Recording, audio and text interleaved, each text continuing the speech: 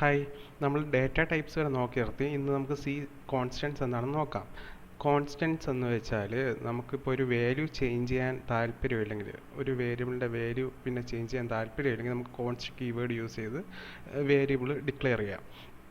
Example, constant മൈനം is equal to 15, മൈനം is equal to 10.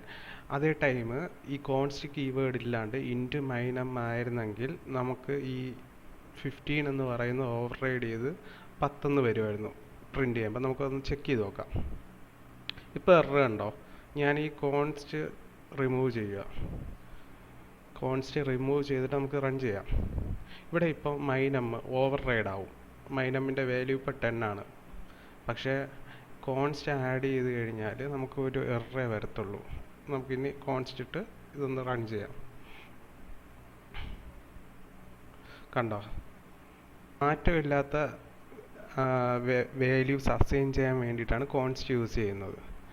Like minutes per hour, 60 second അല്ലേ ഒരു മിനിറ്റ്, അതിന് വേണ്ടിയിട്ട് നമുക്ക് കോൺസ്റ്റ് യൂസ് ചെയ്യാം. അതുപോലെ തന്നെ അതൊരിക്കലും മാറത്തില്ലല്ലോ. അതുപോലെ തന്നെ പൈയുടെ വാല്യൂ 3.14, അതൊരിക്കലും മാറത്തില്ല. അതുകൊണ്ട് നമുക്ക് കോൺസ്റ്റ് യൂസ് ചെയ്യാം.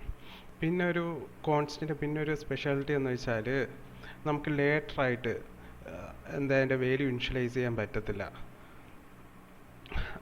അതേ ടൈം ബാക്കിയുള്ളതിലാണെങ്കിൽ നമുക്ക് ലേറ്ററായിട്ട് ഇനിഷ്യലൈസ് ചെയ്യാം. ലൈക്ക് എക്സാമ്പിളാണ് വെച്ചാൽ ഈ കോൺസ്റ്റ് ഒന്ന് റിമൂവ് ചെയ്യാം. ഇൻറ്റ് മിനിറ്റ് പെർ അവർ, ഇത് പെർ ഇല്ലാണ്ട് റണ്ണാവും. കാര്യം എന്ന് വെച്ചാൽ കോൺസ്റ്റ് കീവേഡ് യൂസ് ചെയ്തിട്ടില്ലെങ്കിൽ നമുക്ക് ഒരു വേരിയബിൾ ഇനിഷ്യലൈസ് ചെയ്ത് കഴിഞ്ഞാൽ ലേറ്ററായിട്ട് അതിൻ്റെ വാല്യൂ കൊടുത്താൽ മതി. പക്ഷേ കോൺസ്റ്റ് യൂസ് ചെയ്ത് കഴിഞ്ഞാൽ അത് നടക്കത്തില്ല. ഇപ്പോൾ ഒരു എറർ വരും. കണ്ടോ? കോൺസ്റ്റ് ക്യാപിറ്റൽ ലെറ്ററിൽ എഴുതുന്നതായിരിക്കും ഏറ്റവും ബെറ്റർ. കാര്യം എന്ന് വെച്ചാൽ വായിക്കാൻ വേണ്ടിയിട്ടൊക്കെ ഈസി ആയിരിക്കും.